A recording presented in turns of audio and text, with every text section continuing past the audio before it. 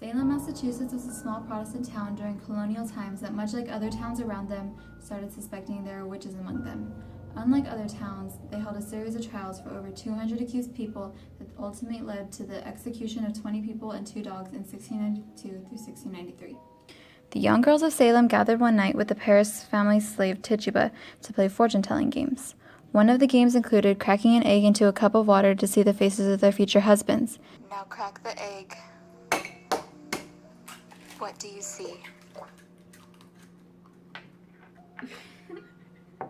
It was all fun and games until one of the girls saw a coffin in her cup.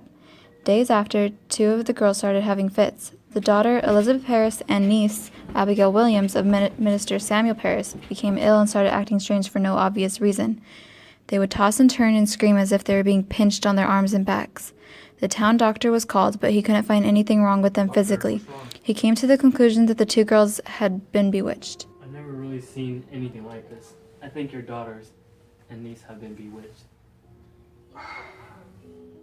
One theory for why the girls' fits occurred was thought to be due to a fungus called ergot, which grew in the rye that they used to make bread. If ingested, it can cause hallucinations, vomiting, and muscle spasms, similar to the symptoms the girls seemed to be having. This theory was disproved since the girls' symptoms would come and go at convenient times, like when the people would come to see them in bed or in courtrooms during trials. More young girls joined in on the act. Abigail Williams accused Tituba, the slave, of teaching witchcraft to the girls. Tituba confessed to practicing witchcraft to save her life. The story she told about why she had practiced witchcraft set up guidelines for the witch hunt that had yet to come. Even though her story was completely outrageous, the prosecutors viewed everything as evidence. Tituba claimed she would see a tall man in black clothes with black hair who would tell her to serve him. She would try to refuse him, but he came in different forms, such as a hawk or a big black dog. Accused witches at the time would be considered innocent until proven guilty. There was 5 tasks performed to show whether or not a person was a witch. One task was the accused had to recite the Lord's Prayer in perfect English to be thought of as innocent. The next was physical evidence such as birthmarks, warts, moles, or any blemish that could be seen as possible portals Satan could use to enter the body. The third was based on a witness testimony, and the fourth was spectral evidence such as a spirit of the accused that was seen by someone they had bewitched, seeing as Puritans believed Satan could not take the form of the unwilling.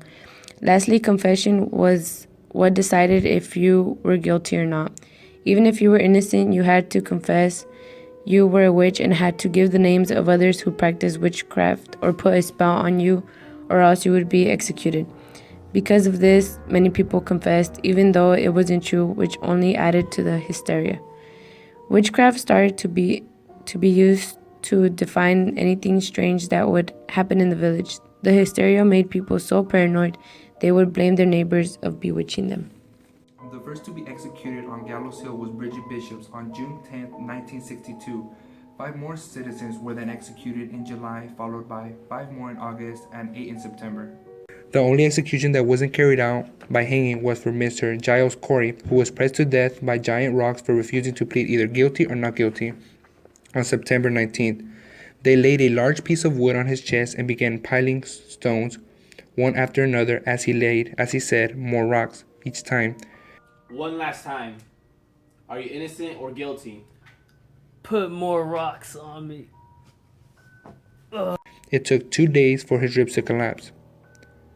To make their death even more painful, they would swing their bodies while hanging them instead of dropping them so their necks wouldn't break and they would die slower.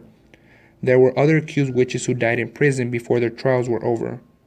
As it became the year 1693, the witch hunt hysteria began to calm down. After the governor of the colony's wife was accused of witchcraft, he ordered an end to the trials.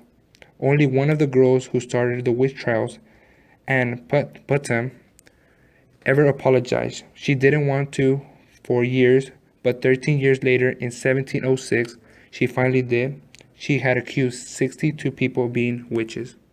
It was a great delusion of Satan that deceived me in that sad time, whereby I justly fear that I have been instrumental with others, though ignorantly and unwitting, to bring upon myself and this land the guilt of innocent blood.